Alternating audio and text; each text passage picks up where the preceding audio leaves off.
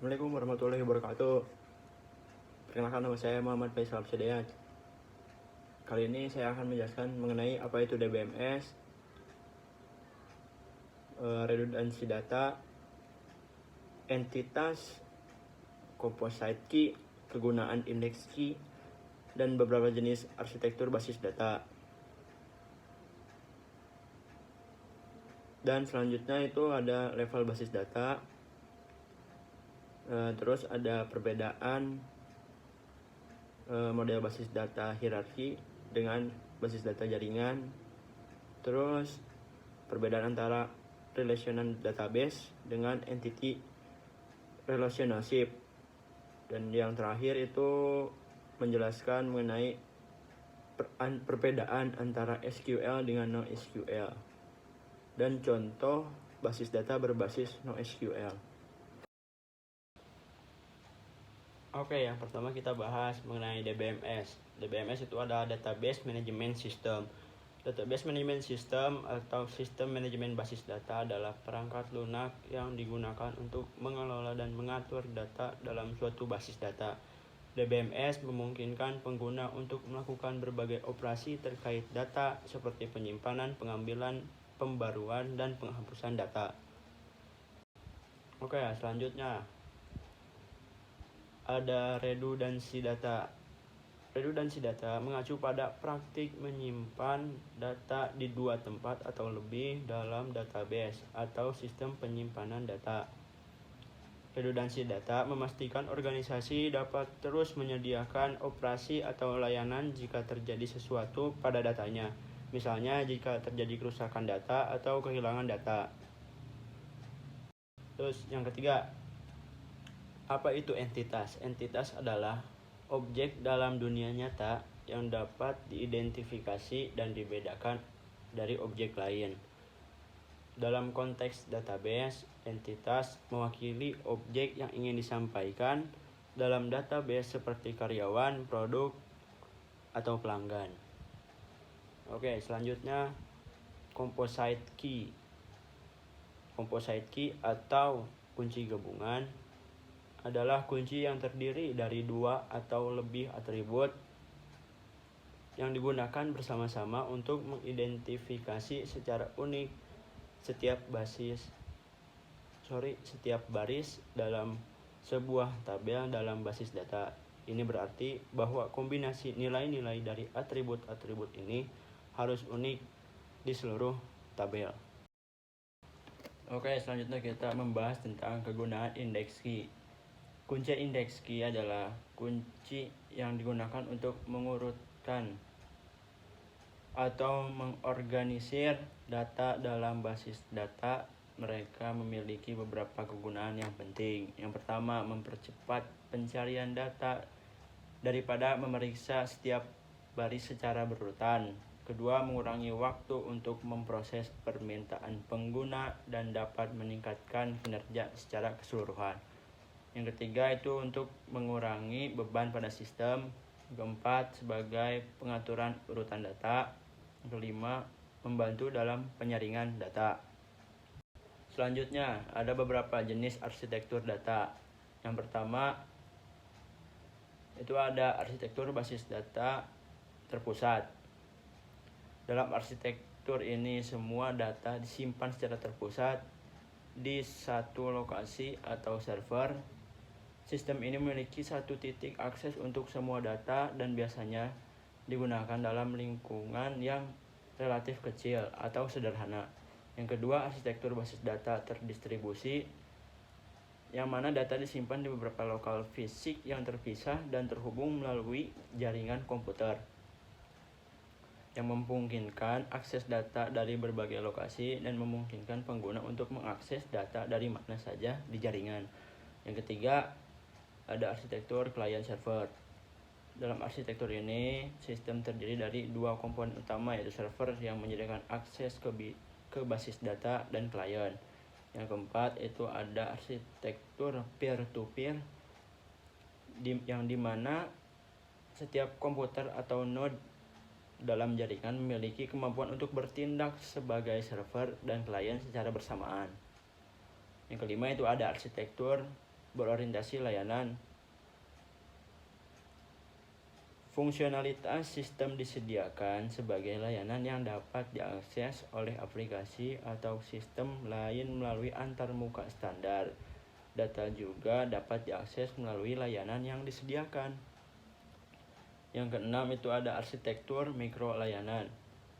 Ini adalah pendekatan pengembangan perangkat lunak di mana sistem dibangun sebagai kumpulan layanan yang independen dan dapat diubah dengan cepat. Setiap layanan dapat memiliki basis data terkait dengannya sehingga data tersebar di antara berbagai layanan. Dan ada beberapa level-level basis data. Yang pertama itu ada level eksternal. Level eksternal adalah level yang berhubungan langsung dengan pengguna database. Pada level ini pengguna atau user hanya bisa melihat struktur data sesuai dengan keperluannya sehingga setiap user bisa memiliki pandangan view yang berbeda dari user lainnya. Pada level ini pula dimungkinkan pandangan user berbeda dengan representasi fisik dari data. Misalnya untuk data hari secara fisik, data direkam dalam bentuk kode 1, 2, 3 dan seterusnya.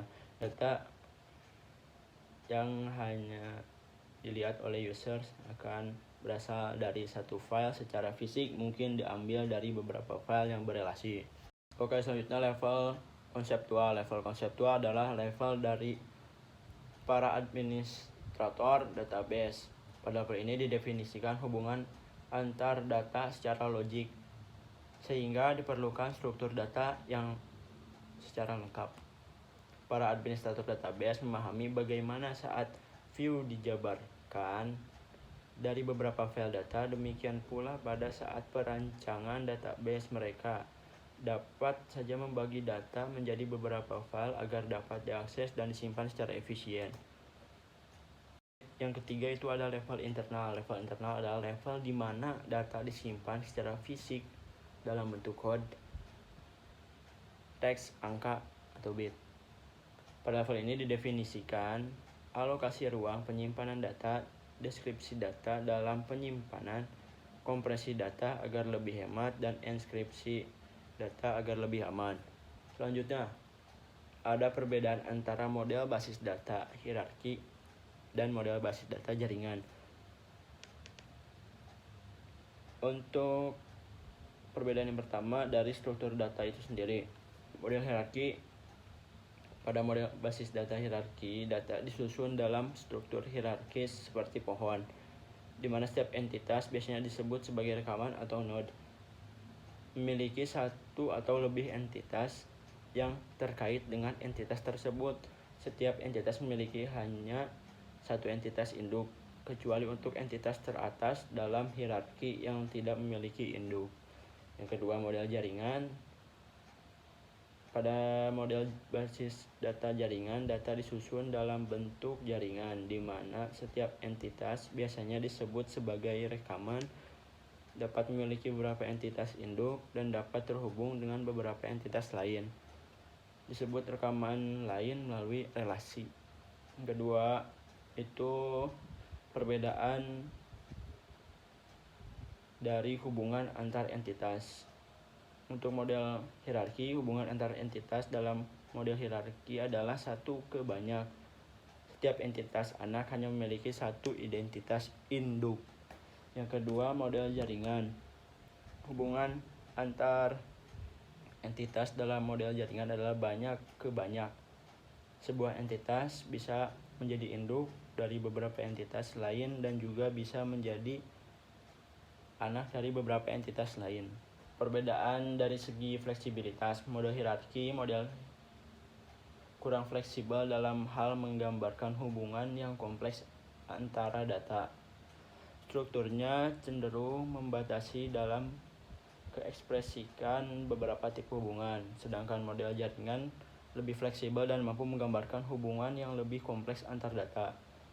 Dan perbedaan dilihat dari implementasinya. Untuk model hierarki, implementasi model hierarki relatif lebih sederhana dibandingkan dengan model jaringan, sedangkan model jaringan jauh lebih kompleks karena memerlukan pemahaman yang lebih mendalam tentang hubungan antar entitas dan struktur jaringan yang lebih dinamis. Oke, selanjutnya perbedaan antara relational database dengan entity relationship. Yang pertama itu dari konsep dasarnya. Untuk relational database yaitu jenis basis data yang berdasarkan pada model data relasional, yang mana menggunakan tabel untuk menyimpan data, di mana setiap tabel terdiri dari baris dan kolom. Sedangkan untuk entity relationship adalah model konseptual yang digunakan untuk merancang struktur basis data. Ini berfokus pada entitas dan hubungan antar entitas tersebut. Yang kedua, dilihat dari representasi data. Untuk relational database, data disimpan dalam bentuk tabel, di mana setiap baris mewakili satu rekaman atau tupel, dan setiap kolom mewakili atribut. Dan untuk model entity relationship menggunakan diagram entitas dan hubungan untuk menggambarkan struktur data. Entitas direpresentasikan sebagai objek, atribut direpresentasikan sebagai karakteristik dari entitas, dan hubungan direpresentasikan sebagai koneksi antar entitas. Dan yang ketiga, dilihat dari fokus utama. Untuk relational database, fokus utama dari database ini adalah pada penyimpanan dan pengelolaan data menggunakan tabel dan relasi antar tabel. Dan untuk entity relationship, fokus utama darinya adalah pada desain konseptual basis data yang membantu dalam pemahaman dan dokumentasi tentang entitas, atribut, dan hubungan dalam sistem. Dan dilihat dari level representasi relational database. Representasi dalam relational database lebih pada implementasi fisik data dalam bentuk tabel, indeks, dan relasi. Sedangkan untuk entity relationship lebih pada konsep dan hubungan logis antara entitas dalam basis data. Terakhir untuk perbedaan SQL dan NoSQL. Yang pertama, dilihat di struktur data. Untuk SQL, dia menggunakan skema yang terstruktur dan terdefinisi dengan baik. Data disimpan dalam tabel yang memiliki baris dan kolom dengan tipe data yang telah ditentukan. Sedangkan untuk NoSQL lebih fleksibel. Dalam hal struktur data, mereka dapat menyimpan data dalam format yang tidak terstruktur atau semi terstruktur seperti dokumen, grafik, atau key value pairs.